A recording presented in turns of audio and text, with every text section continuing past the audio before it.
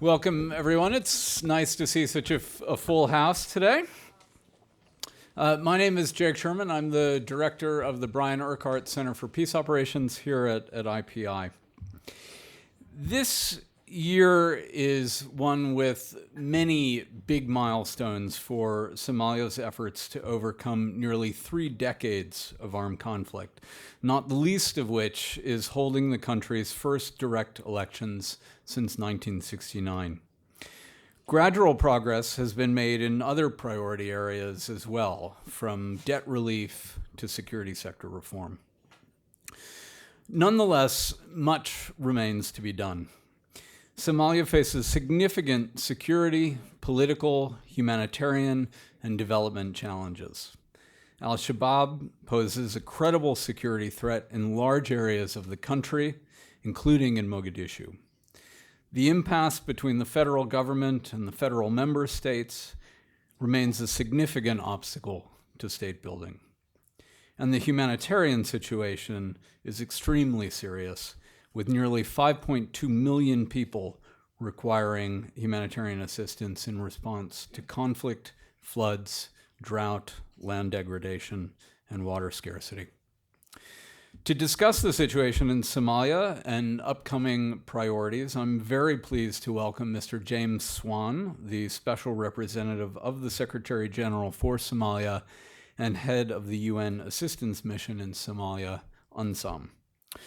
Mr. Swan was appointed in May 2019. He's an experienced diplomat with a long international career in the United States government, having served as ambassador to the Democratic Republic of the Congo from 2013 to 2016, U.S. Special Representative for Somalia from 2011 to 2013, and ambassador to Djibouti from 2008 to 2011, among other postings. Before I give the floor to SRSG Swan, I'd like to first invite Ambassador Karen Pierce, the permanent representative of the United Kingdom and the penholder on UNSOM, to make brief remarks. Ambassador Pierce.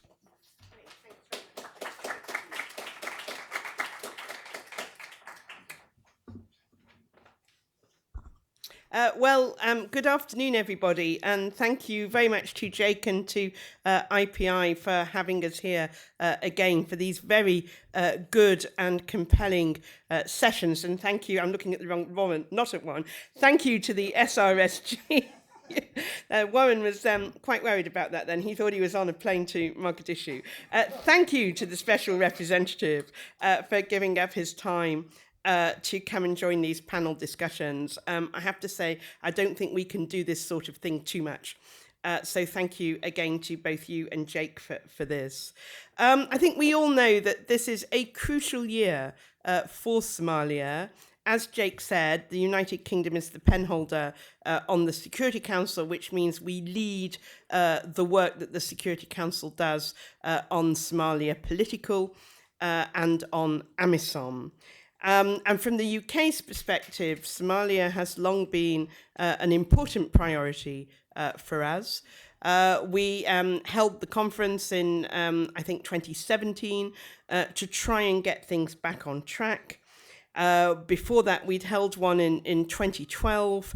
It's very important that the international community doesn't take its eye off this very important part of Africa. And of course, we all share the same goal of an increasingly secure, stable, prosperous Somalia. And the aims of the conferences, which other member states have helpfully continued, is to try and get all the actors, both in Somalia and international, on the same page around a shared vision, and then set out what reforms are necessary along the political, security and development tracks in the hope that that critical mass, if you like, can make a difference on the ground. As the United Kingdom, we have been supporting Somali government's National Development Plan. We provide significant humanitarian funding, and we are helping the Somali police build capacity. We also help fund the AU mission and support broader security reforms through it. And the AU mission, as you know, is there to primarily help the Somali government tackle the threat posed by al-Shabaab. All this UK support has totaled around $400 million just last year alone. So it is a very important topic, and it's an important topic for very many Security Council members. I think 10 years ago, we would have had a very different conversation about Somalia. Now, there are lots of positive things to say about the progress made. That's a tribute to the Somali people, a tribute to the government, a tribute to the UN. There have been important strides made by the government towards debt relief. Somali government is engaging with several of the human rights treaty bodies, and it's committed to making the necessary political, economic and security reforms to embed stability in Somalia. But there are many challenges, as we all know, and I think it would be premature to say we have turned the corner, though I look forward to what Jim thinks about that. Obviously, al-Shabaab remains a serious threat to security and stability, not just in Somalia, but in the region, and that in turn impacts on how Somalia's neighbours view Somalia. We still have a very protracted humanitarian crisis, and the reforms are slowing, in part because of the difficult relationships between the federal government and the federal member states. We need to keep our eye on elections, which are planned at the end of this year or possibly beginning of next year. The electoral law has been passed, but there are still many issues that need resolving if the elections are to be successful and not held with undue delay. And these issues include things like the definition of constituencies, the allocation of seats to constituencies, determining how the 30% quota of seats for women will be implemented. Now, I have to say it's good, full marks to Somalia for committing to that. It's not something that many Western countries have, for example, including mine. And obviously the management of seats for Somaliland and Benadir.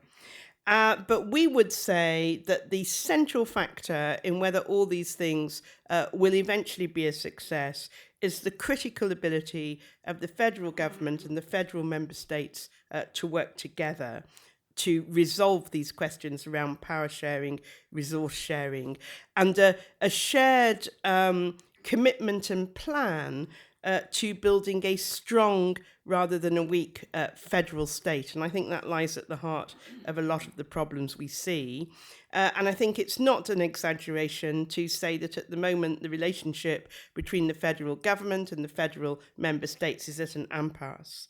Now, we know that the AU plays a very important role in Somalia. I've mentioned the region.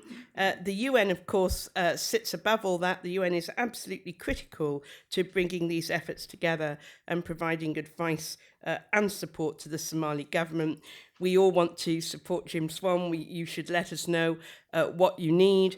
I think it was a pity that the Somali government chose to engage with Jim's predecessor in the way they did, and a pity about the way they have handled issues around the panel of experts. We are ready to offer solutions on those panel of experts membership.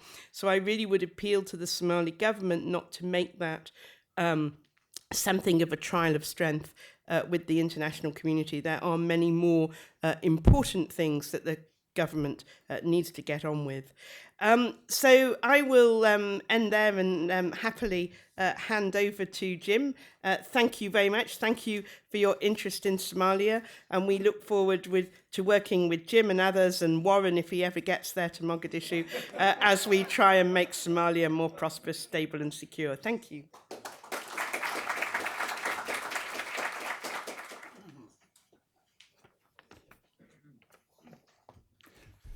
Well, good afternoon, everyone, and my sincere thanks, first of all, to IPI and to Jake for organizing this event and the opportunity to address all of you today. I've been back in New York just for a few days, primarily to present a briefing to the Security Council, which I do quarterly under the Security Council mandate for our mission. But it's a great opportunity also to meet with a range of other people who are interested in Somalia. I should point out that the remarks yesterday to the Security Council, I think, have also been picked up and broadcast quite widely. We also publish quarterly a report on behalf of the Secretary General concerning developments in Somalia. So there's quite a bit of material for those who may want to dig into these issues yet further. Before we get to specific details of the current situation in Somalia, I do want to start by stressing a point that was made by the ambassador about progress in Somalia. We often are in a business in which we're focused on immediate challenges, problems still to be overcome, but it is important to take stock of the very significant progress that has been achieved in Somalia over the past decade. It's progress on the security side.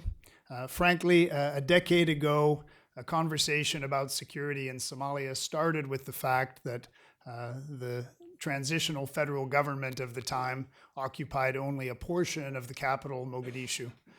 A decade ago, with the exception of Puntland, there were no organized federal member states that were contributing to this federal model. A decade ago, frankly, our focus was almost entirely on humanitarian assistance to Somalia, with very little discussion of longer-term development programming and our objectives for the future. And I think while there are still many, many challenges that lie ahead, it's important that we never start a conversation on Somalia without first acknowledging the very significant progress, the hard-won progress, for which I think Somalis should justifiably take considerable pride. Before I turn to current developments, I also want to share with you what the Secretary General told me before I first went out to Somalia last summer. And that was never forget that our primary objective is to help the Somali people. We often become very focused on urgent security needs. We often become very focused on short-term political problems. But at the end of the day, we in the UN family, and I hope the international community more broadly, never loses sight that there are some 12 to 15 million Somalis who have had a rough go of it over the last 3 decades and very much need our collective support. And that means women, it means youth, it means displaced persons, it means minority groups, it means those with disabilities, and it means trying to address their requirements for better security, for service delivery from their government, from quality governance that allows them to participate in the decisions of their country. So I keep that guidance in mind, and I think as we have this discussion, let's not lose sight of the importance of the Somali people at the center of all that we're trying to do. Now, it has become a common refrain in recent months that 2020 is a critical year for Somalia. 2020 is to be the year of delivery, the year of achievement. And I think we absolutely subscribe to that analysis. I should stress that it is, frankly, a position that is not one driven by international partners. It's fundamentally a position presented by the Somali government that 2020 requires that we address critical priorities together. The Somalis established these priorities through a set of roadmaps developed between 2018 and 2019, and we as the international community are now seeking to support their advancement. These roadmaps were also embraced, prioritized, and taken to a strategic level by the Somali government and its international partners last October at the Somalia Partnership Forum, in which we agreed on something called the Mutual Accountability Framework, with objectives established by the Somalis, but commitments also by international partners to support progress in 4 key areas: inclusive politics, security and justice, economic reforms, and social development. And I'm going to cover those just briefly before we get to the Q&A session in a moment. So the first priority established by the government and to which partners have also subscribed is inclusive politics. This has as a priority organization of one person, one vote elections in 2020. This is a constitutional requirement, and it is a requirement embraced by the government and most recently by the Parliament in the adoption of an electoral code. We all should be clear at the outset that when we talk about one person, one vote elections in Somalia, there is realism that in many areas of the country, this may prove difficult from a security standpoint or an access standpoint. But the effort is to move beyond the previous elders-based selection system in which a hand-picked group of elders from the different subclans selected individual members of parliament who in turn indirectly elected the president. Working through the National Independent Electoral Commission, efforts are underway to put in place mechanisms that would allow these elections to occur before the end of 2020.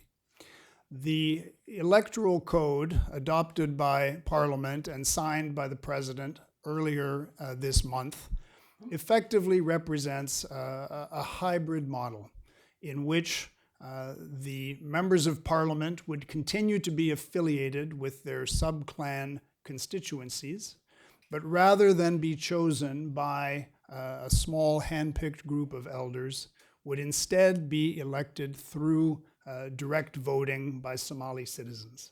So it would preserve a clan-based distribution, but at the same time, it would allow for direct voting and for citizens' participation in the balloting. This will necessarily require continued efforts at improving security within Somalia. A national electoral security task force was established in September. It has met several times since then under the chairmanship of the Commissioner of Police. But preparations for election security will continue to be a priority that requires further attention by this election security task force. The National Independent Electoral Commission has already identified in 3 federal member states areas known as securable locations. And we look forward to continuing to work with the Electoral Commission and with other key stakeholders to identify what constituencies could be placed throughout the country.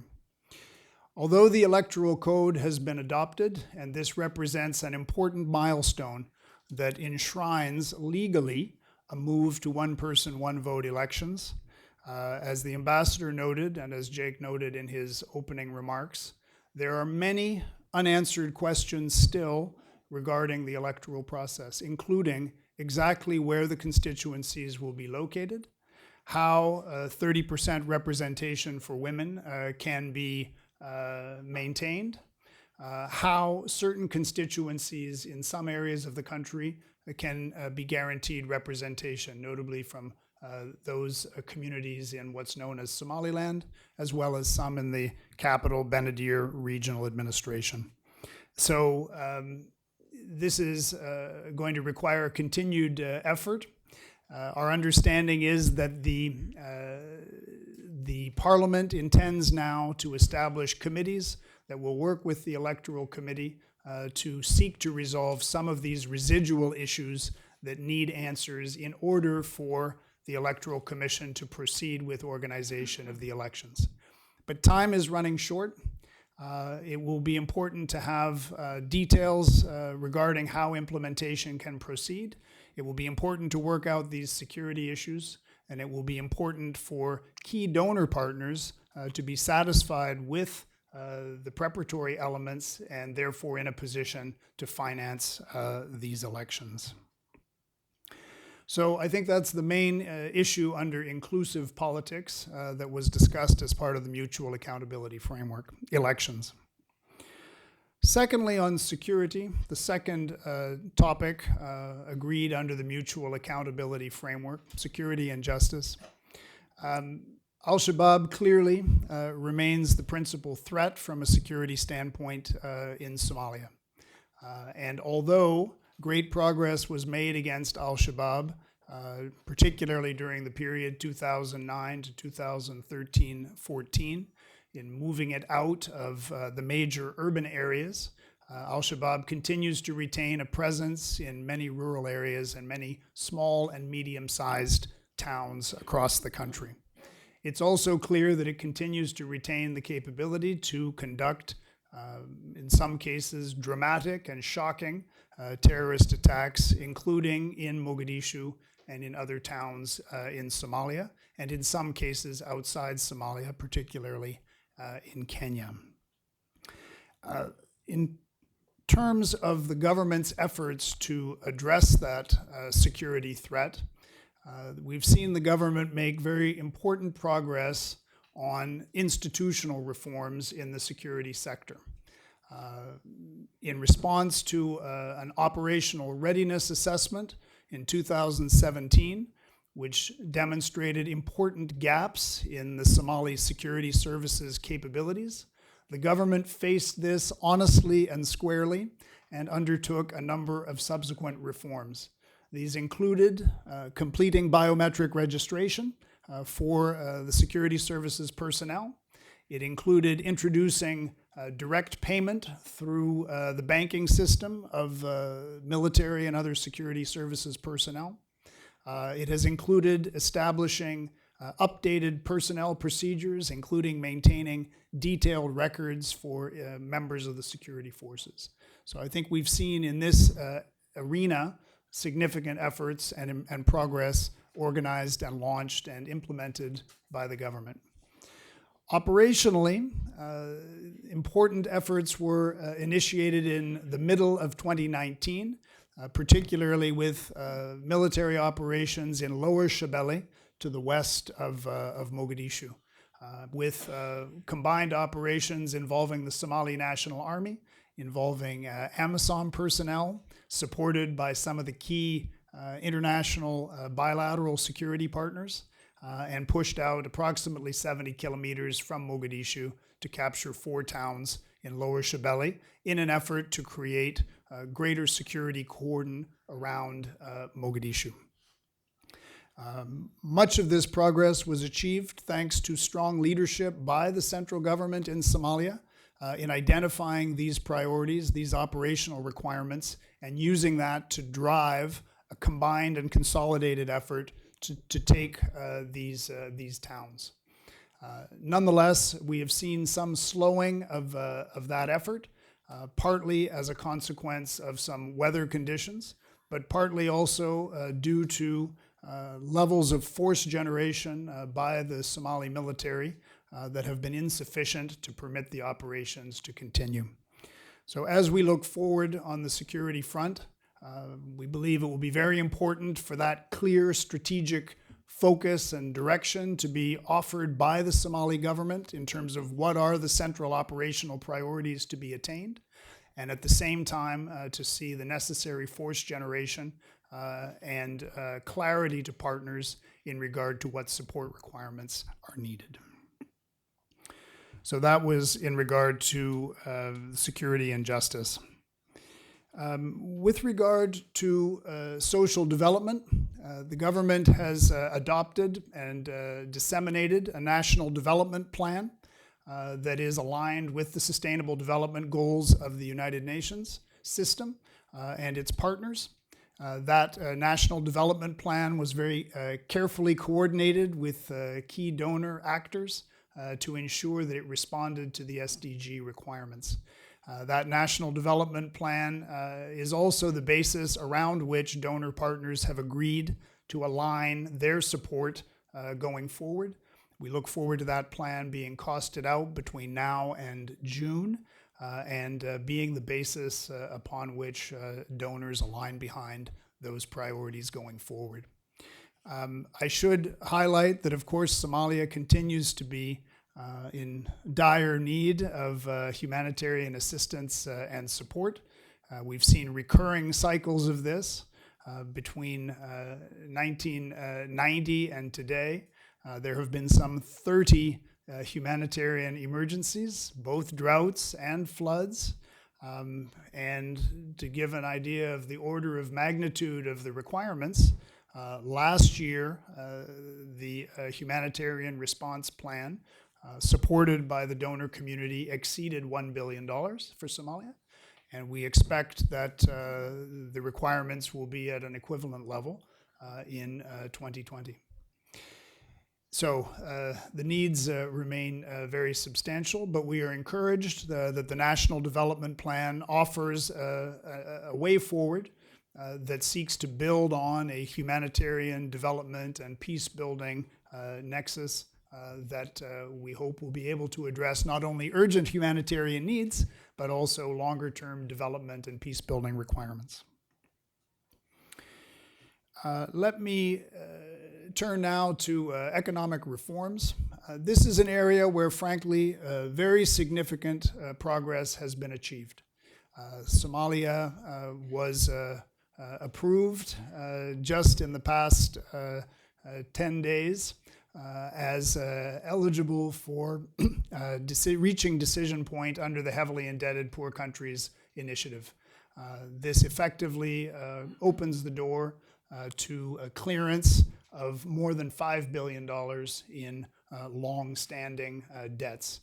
Frankly, for those who may have been working on Somalia in recent years, it is almost unimaginable that this point has been achieved. 2 years ago, it would have been ridiculed as a possibility, but it has been a remarkable achievement, showing a commitment by the government to significant public financial management reforms. It's represented terrific collaboration and partnership with the international financial institutions and with some key donor champions, including the United Kingdom, Norway, and the European Union, to help advance this effort at debt relief. And it has been a wonderful example of collaboration between the central government and the federal member states, as the finance ministers of those entities have collaborated very closely in moving this dossier forward. So we are expecting that at the end of March, there will be a final determination made by the International Monetary Fund that Somalia does indeed qualify to reach decision point under the Enhanced Heavily Indebted Poor Country Initiative. And this will lead to inflows of more predictable financing that can be led by the government in terms of supporting national projects around service delivery, around infrastructure, and the like. So I think we see that there has been quite substantial progress achieved across many of these issue areas. Many of them require continued technical and practical work, particularly in regard to preparation for elections and in regard to the need for further force generation and clear operational priorities around security. But to see durable progress on these topics, an important component that in our view must be reinforced is that of forging a broader political consensus within the country. We see, particularly on the electoral process, that a lack of consensus and collaboration that clearly brings together the central government and all of the federal member states risks impeding progress on this important priority. We are concerned that there has not been a meeting bringing together the president and all 5 of the federal member states since May of 2019. The government has highlighted 2020 as this year of priority delivery, and we think it's very important that there be further reinforced efforts to develop a consensus. And that involves a consensus not just with the federal member states, but with key opposition and other civil society and political figures who can help ensure that there are common views as to how to move forward in Somalia in 2020. With that, let me just underscore again that these are effectively priorities that have been outlined by the Somali authorities themselves. We, as international partners, certainly being supported by the United Nations, are seeking to advance these priorities in a constructive way. We think there are some technical aspects on which we're helping. We're providing direct assistance in regard to the National Independent Electoral Commission. We have been actively engaged on security cooperation. We have offered a number of suggestions in terms of organizing federal government, federal member state collaboration. But there's only so much that can be done at the technical level without an urgently needed political consensus that requires dialogue among all of the key Somali political actors as a way to move forward and ensure achievement of these 2020 priorities. Thank you. Great. So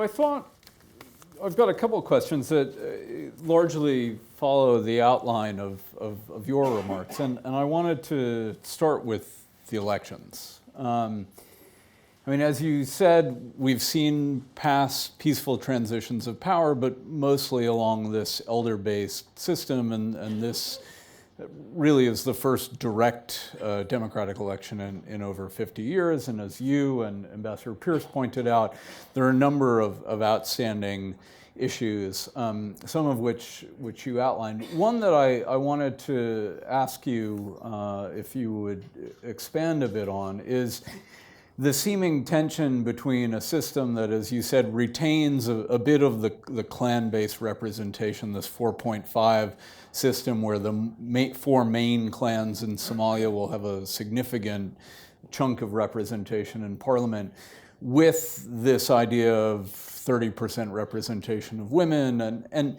how do you see, how do you balance the demands for representation among the main clans and women and minorities in parliament? And from what I understand, there's also a sense among some of the leaders of minority clans and of some of the opposition political parties that they haven't been fully consulted in the process. So how do you see this kind of playing out? Yes. Well, as you note, we've seen over more than a dozen years recurring cycles of successful, peaceful transfers of power at the presidential level. So with the resignation of Abdullahi Yusuf in 2008, and then the arrival of Sheikh Sharif in 2009 through an electoral process, but with, again, hand-picked figures in Djibouti in 2009, then the selection of Hassan Sheikh in 2012, then Mohammed Abdullahi in 2017. So I think clearly it will be important to preserve a system in which there is a peaceful transfer of power that leads to a legitimately recognized president.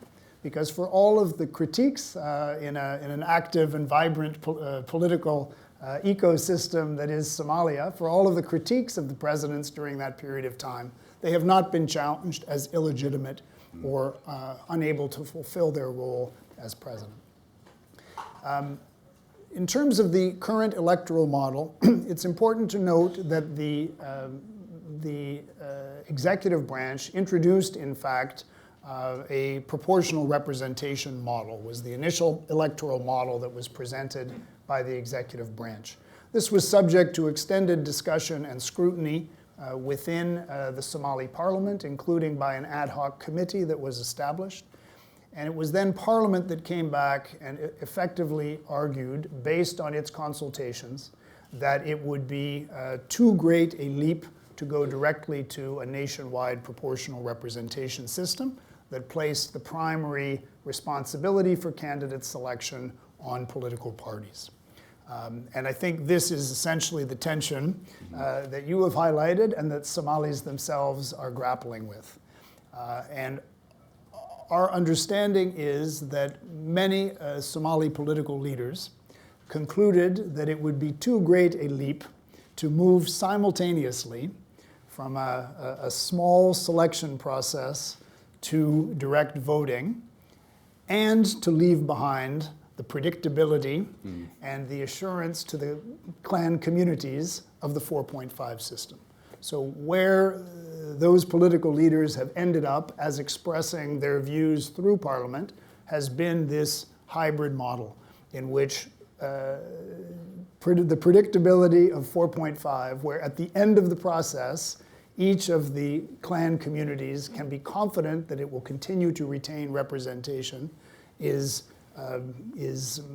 moderated to some degree by moving to direct election of those members of Parliament.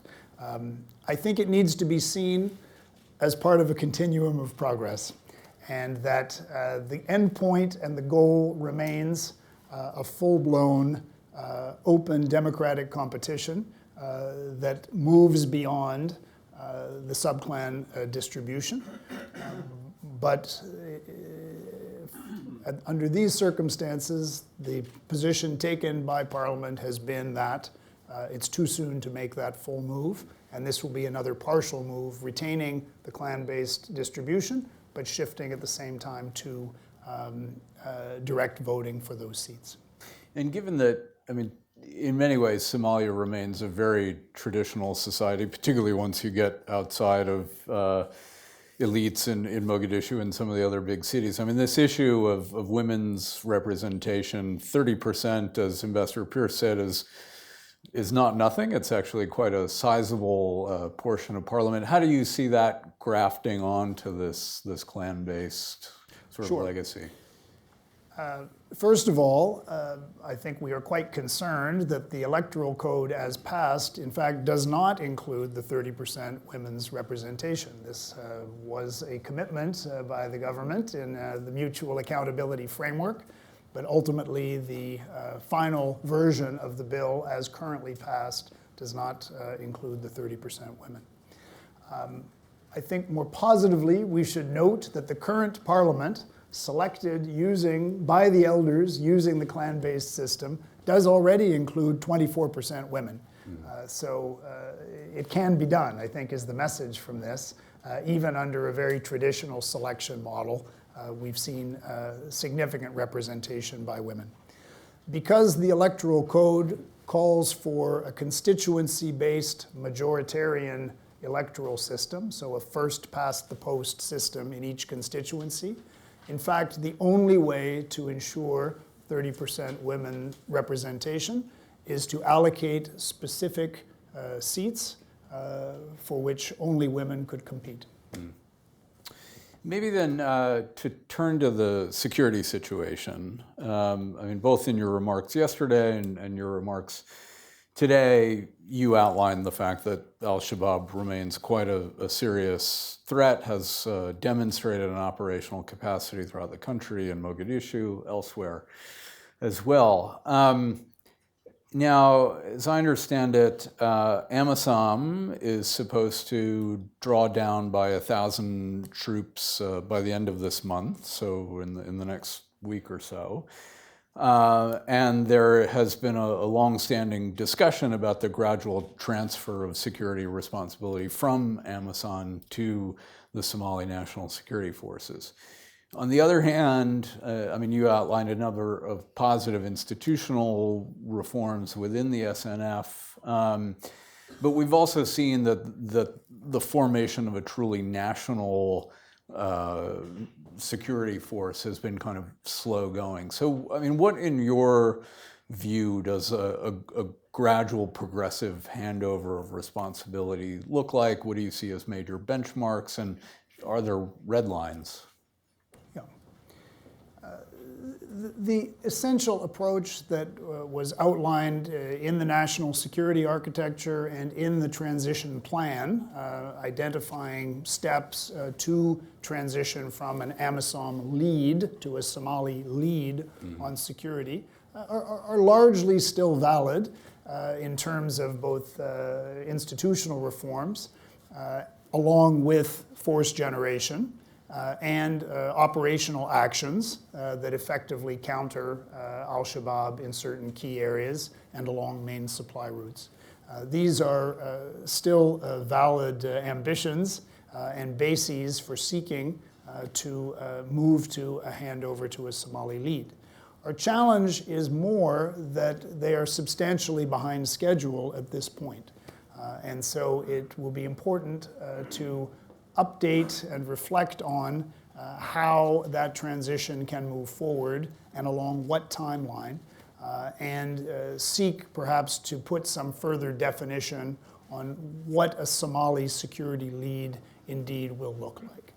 I think, again, the basics that went into the transition plan 2017, along with the national security architecture, were thoughtful and were sound and effectively looked at a movement over time from AMISOM presence to a greater Somali presence. But we've seen since 2017 certain assumptions no longer hold, certain benchmarks have not been met, certain timelines have fallen behind. And so it appears to be time to do an update on that reflection and see when it may be possible to move that forward. Maybe staying on security, but shifting the focus a little bit. I mean, Al-Shabaab, of course, is far and away responsible for the majority of civilian casualties and deaths in the country from the conflict. But as your latest report to the council outlines, intercommunal conflict, including conflict over land and scarce resources, is part of the fabric of conflict in the country, particularly at the local level. And it'd be interesting to hear a bit about what UNSOM is doing, perhaps in partnership with the broader international community, to address those dynamics. Yes, certainly. We obviously engage on a range of different security issues, conflict-related issues. In some cases, directly supporting either government authorities or other partners who are working on these. So, for example, in late 2018, early 2019, when there was some violence in Urquhart, in an area disputed between Somaliland and the Somali government, there was a direct engagement on the part of UN staff plus Intergovernmental Authority on Development staff to meet with the key actors engaged in that and to try to calm the situation down. And eventually that led to a reduction in the conflict and indeed to direct communication between some of the protagonists that eventually has led to an easing of that situation going forward. We've had other examples of working quite closely with IGAD on some rather detailed situations. Recently in Galmudug, for example, IGAD has been present there on an ongoing basis and has been engaged with the parties much more directly. In our effort to try to ensure that we have good collaboration with the African Union and with the Intergovernmental Authority on Development, we do have a agreement on a memorandum of understanding so that we can work with AU, IGAD, and UN to try to address some of these issues. And we've seen situations where these local conflicts have actually gotten so bad that they escalate and essentially become almost a national security. Well, indeed. I mean, several years ago, we were very focused on communal violence in Galkayo, which straddles Puntland and what is now Galmudug, and there was quite extensive effort to mediate between the two sides. Ultimately, we and other partners supported a mixed police presence that allowed for some improved monitoring of the situation and a calming of the situation. So I think there are examples where it has been possible to respond to a local situation, but one that could have escalated into a broader confrontation. Maybe one last question for me, and then we'll open up to the audience. I thought it was important to touch on the humanitarian situation. I mean, as you outlined, the situation is quite dire. I mean, the numbers are pretty staggering. 5.2 million people in need of assistance, 1.3 million of which require urgent life-saving assistance. You have 4.1 million people that face acute food insecurity, 1 million of which are children. And both Monday morning here in this room, and then yesterday in the council, the briefing by Dan Smith, the head of SIPRI, highlighted the fact that the humanitarian situation is often exacerbated by climatic change and weather-related change in Somalia. And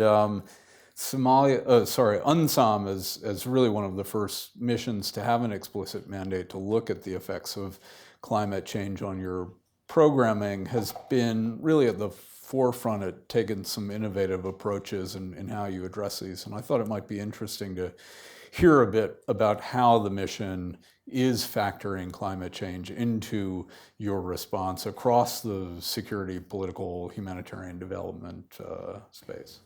Sure.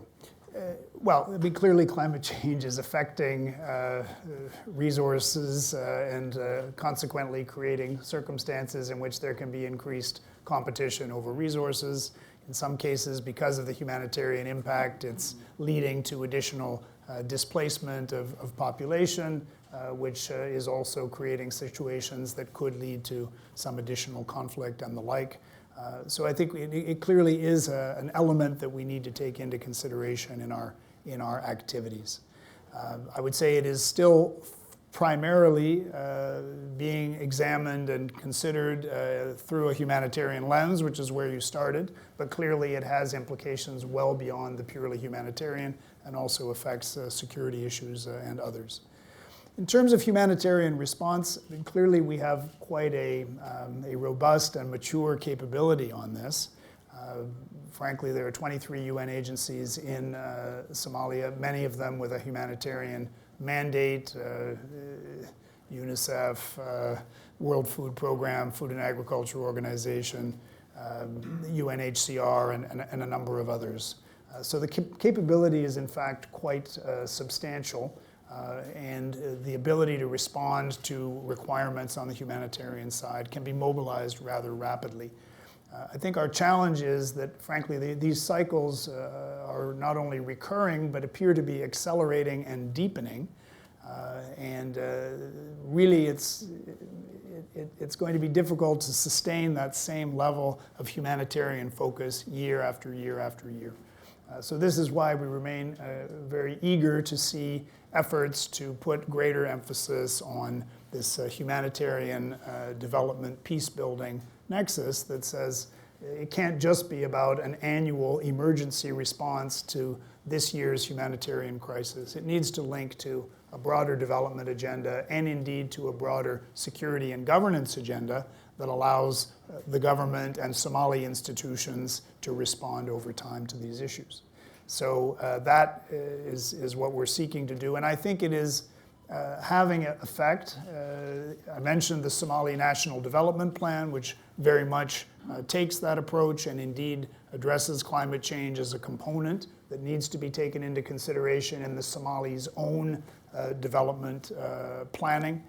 We've incorporated it even in some other recent analyses, including a joint threat assessment we did with the African Union and with the federal government of Somalia. So I think the climate change message is understood and is being reflected in our thinking. Probably the next challenge is to make it more operational in terms of how we're actually responding. Great. Thanks, Jim. All right, we're going to open up the floor. We have about 25 minutes, so we'll take a group of questions and then let the SRSG respond. So I've got a lot in the back. Our colleague, our colleague from the Sudanese mission. Okay. Thank you so much, Jack, for hosting us and for organizing this very informative session. And thank to SRSG, James, for the comprehensive presentation. And we're impressed by the progress in Somalia. And we appreciate your efforts on that. And I have a few questions. The first question, thank you. You mentioned the cooperation with the IGAD and the AU in a very comprehensive manner. What is the efforts of UNSOM on the issue of national reconciliation within the Somali actors? The second is, what is the impact of the regional dynamics on the situation in Somalia, the security and stability? Regional, it could be Horn of Africa or Red Sea and beyond. So, are there any impacts on the internal politics and stability in Somalia of those dynamics? Also, the issue of the regional Somali regions in the north, far north, or in the south. The cohesion within these regions towards a united federal government, how do you see that? And the impact of any shortcomings on the stability of the entire transition in Somalia. And the last, you mentioned the environment, and it's interesting. Is there any also impact of the recent locust wave that hitting the region on the environment in Somalia currently? And I thank you so much. Thank you. And then there was one behind. Thank you very much for your presentation. I have one simple question. Have you done a household listing already of the country? And will you be doing a census? And will you be asking about clan affiliation? Thank you. And then just here in the front. Yeah, thank you very much. Good afternoon. I'm Gianluca Battaglia with the Mission of Italy. So thank you very much, IPI, for organizing this very, very interesting meeting. Ambassador Pierce, in her opening remarks, made it very clear it's fundamental for us to be focused on Somalia, especially this year, which is critical on so many aspects. I have a question on the coordination of international partners. It is something where the UN is actively engaged, and often we know that observers and analysts underline the need for better coordination among international partners. So what is your assessment on the level, the current level of coordination within the international community in Somalia, and how this can be improved, especially this year, which is fundamental to have a united front in support of Somalia? Thank you very much. That's maybe a good start. I know there are several more questions. I'm tracking them, but why don't we give Jim the opportunity to respond? Sure. First, with regard to the questions from our Sudanese colleague, which I think had to do with involvement of AU, IGAD, regional dynamics, Horn and Red Sea, and the views of the federal member states. I mean, again, we work very closely with AU and IGAD, and this perhaps ties into some of the other issues that you raise. And perhaps first we should maybe defer to you, since Sudan now holds the rotating chair of IGAD. So perhaps you have better insights into this than I do. But we have tried to work very closely with AU and IGAD on the relationship between the central government and the federal member states. In fact, in December, we made a mission together. It was actually AU, IGAD, the European Union rep, and myself, to all of the federal member states in Somalia to consult with their leaders, but also to consult with civil society representatives, other political actors, and the like, to try to determine what could help to move forward an improved relationship with the federal government. And we came back from that visit, frankly, persuaded that all of the federal member state leaders are ready to engage with the central government of Somalia. All of them indicated a willingness to have President Mohamed Abdullahi Farmajo convene them to discuss about priorities in 2020 and objectives during the course of the year. We briefed the federal authorities on this after our return, and I think all of us, AU, EU, IGAD, UN, came back convinced that there was an opening for the federal government to take further initiative in working with all of the federal member states on a common national agenda. With regard to regional dynamics, including the Horn and the Red Sea, again, I hesitate a bit since you are from the country that's chairing IGAD, but I would offer that I think there is an effort at the moment to sort of re-energize, reinvigorate IGAD, both with the new rotating chair now in the hands of Sudan after many years with Ethiopia. There is also now a new executive secretary of IGAD based in Djibouti. And I think there is certainly a strongly stated commitment by the leadership of the countries in the region to have IGAD return to playing a more active role in terms of organizing the thinking and the actions of the countries in the region. So I think we'll have to see how that develops, but it's clearly an initiative that's underway now, in part with the leadership of your government. With regard to the Red Sea, I would just note that Somalia is both an IGAD member, but also participated in the inaugural meeting of the Red Sea Council, hosted by the Saudi government perhaps 6 weeks ago at this point.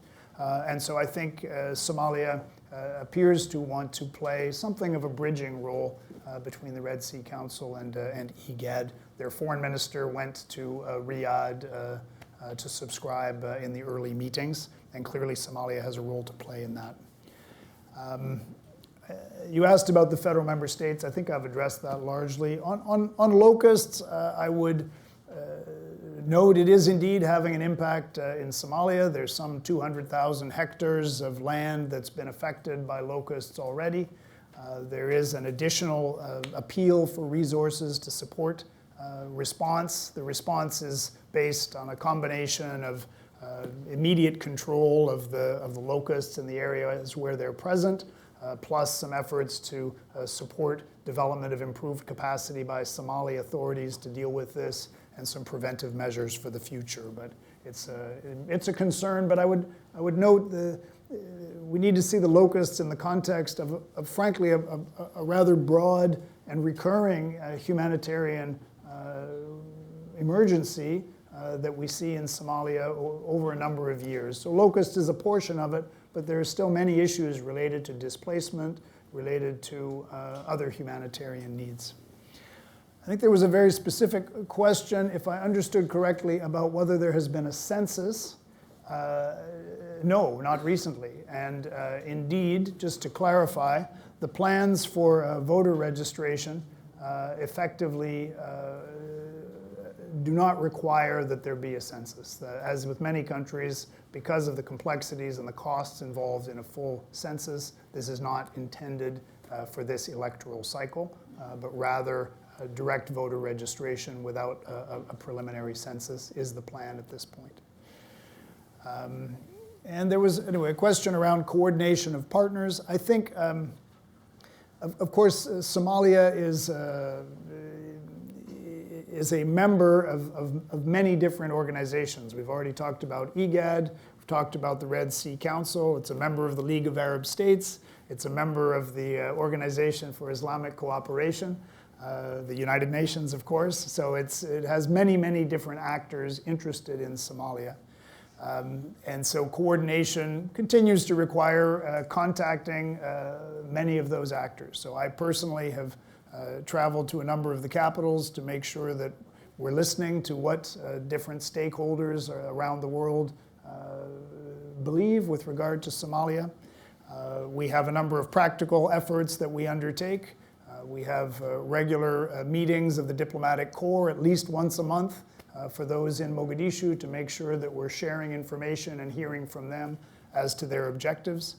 We have some smaller groups that meet as well that were set up some years ago in international conference situations and that continue to meet even today to try to coordinate partner positions. But I think there is still substantial coherence. I would note that we're just in the process of issuing a statement in regard to the newly passed Electoral Code. And I think we already have some 16 subscribers across really a wide range of partners, and that includes AU, it includes EGAD, it includes a number of Western partners, and so I think we are still trying to keep everybody on the same page as much as possible. But of course, individual partners have their own interests, and I don't think that will ever change. Yeah. Great. I think we've got time for another short round.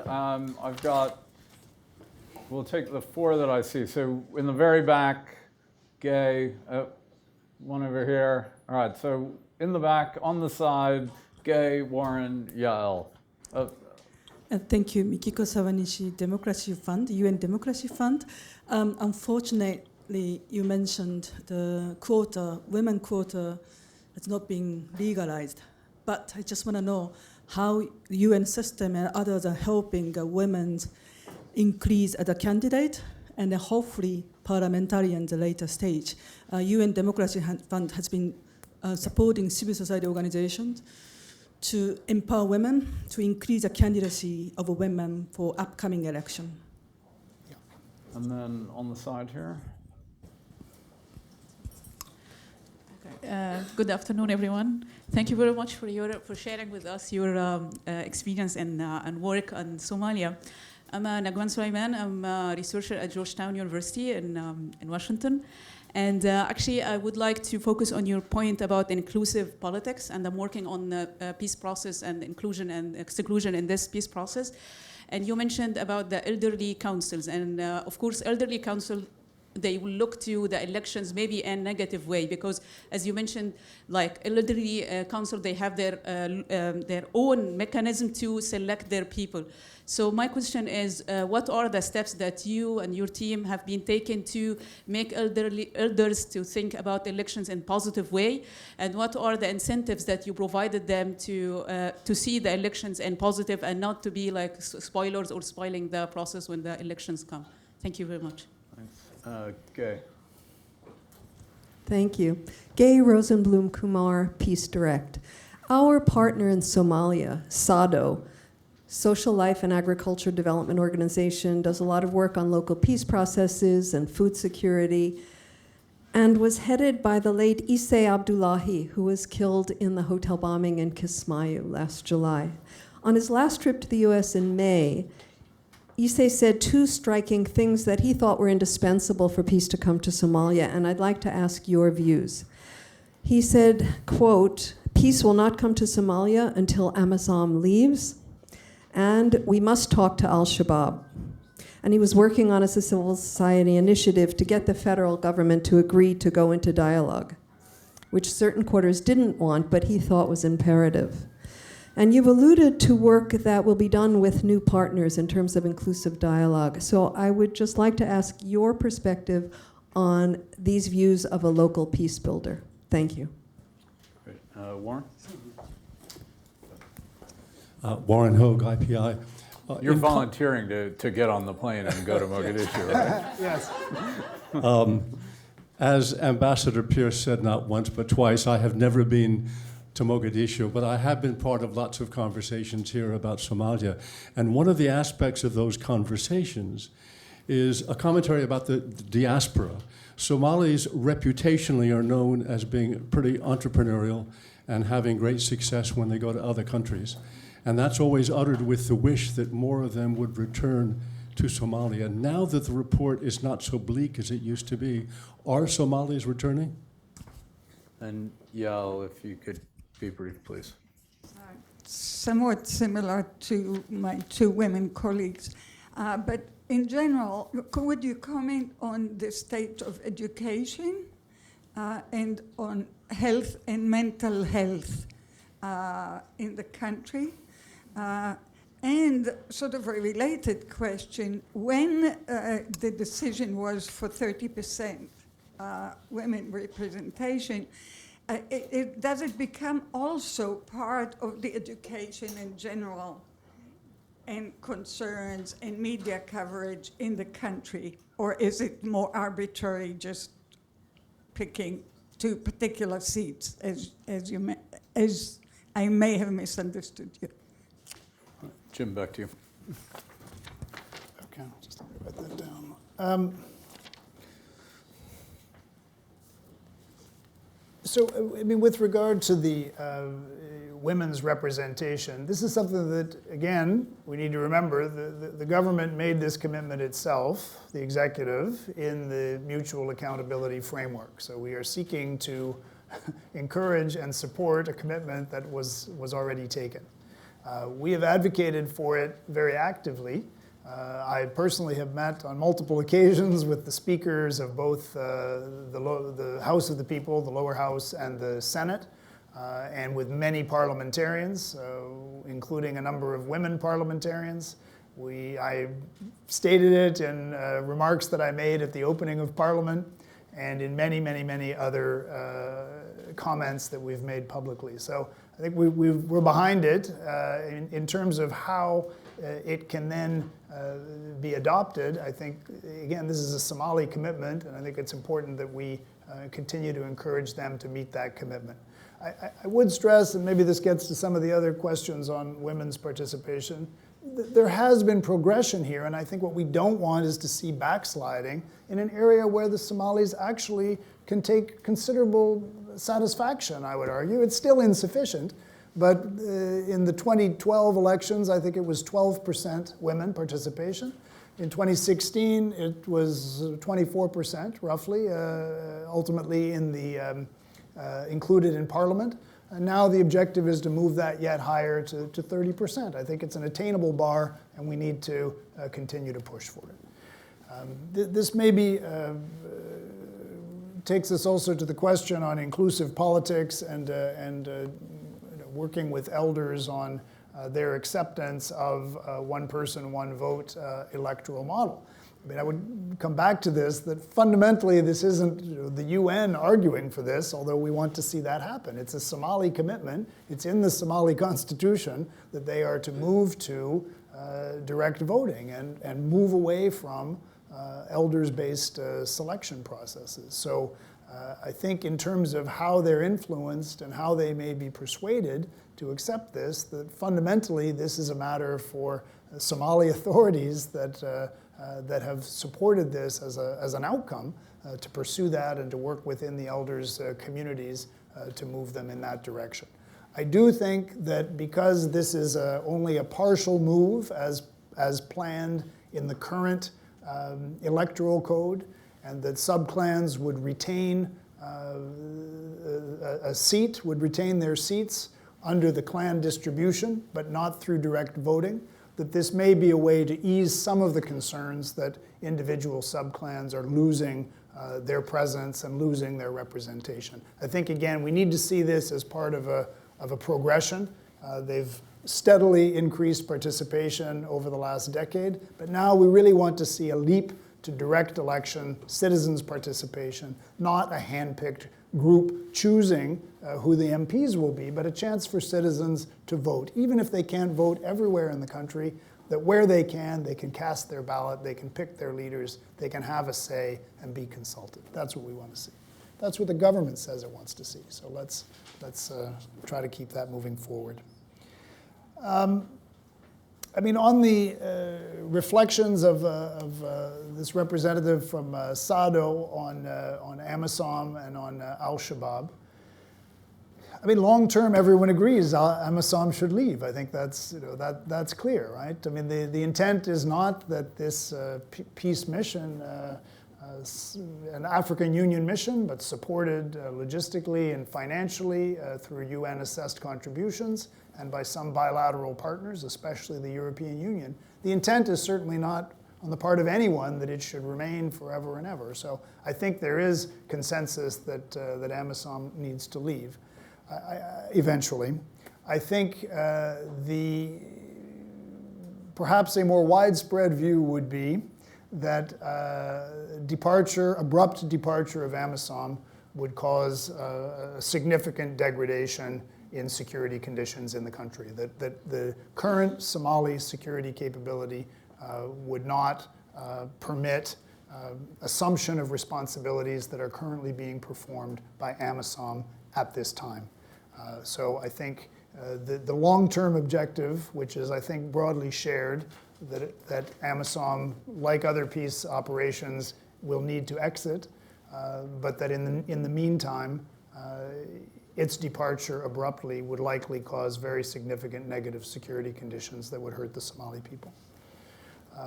In regard to discussions between the federal government and al-Shabaab, I don't think outsiders are the obstacle to that. I think that this is a question of seeing whether there is appetite on the part of the federal authorities and appetite on the part of al-Shabaab.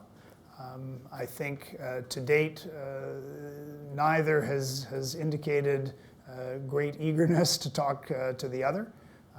But I think this is going to be something fundamentally for Somalis to think through in terms of how they want to see their country move forward. But there are not outsiders, and certainly not the UN, posing an obstacle to that. On the diaspora, yes, I mean, clearly it's a very influential group, many very, very successful Somalis outside the country. I think, at least from my observations, there are many Somali diaspora members returning to Somalia. Obviously, many senior officials have come back from many years living abroad. And I think we're seeing businesses and others also reflecting a return of the diaspora. In many cases, it continues to be a flow back and forth, not necessarily an immediate permanent return. But I think we do see more and more people exploring opportunities to return to Somalia. And they're certainly very present in senior leadership roles in the country. I mean, there was a set of questions around sort of education conditions, health conditions, mental health. I discussed some of the areas of progress that have been achieved. And certainly, I think, very positive commitments by the government through its National Development Plan. But we have to be honest that Somalia continues to be at or near the bottom in the Human Development Index across most categories. And unfortunately, in the areas of education, health, and the like, those conditions are quite difficult. But again, we are hopeful that with strong support for the National Development Plan, with financial flows that may accompany achievement of debt relief, with good collaboration between the central government and the federal member states on objectives to assist the population, that we could see some additional flows of support that would allow for these services to be delivered and enhanced to the population. There has been some progress, but there's a long way still to go. Jim, thank you so much for taking the time today. Please join me in thanking James Swan.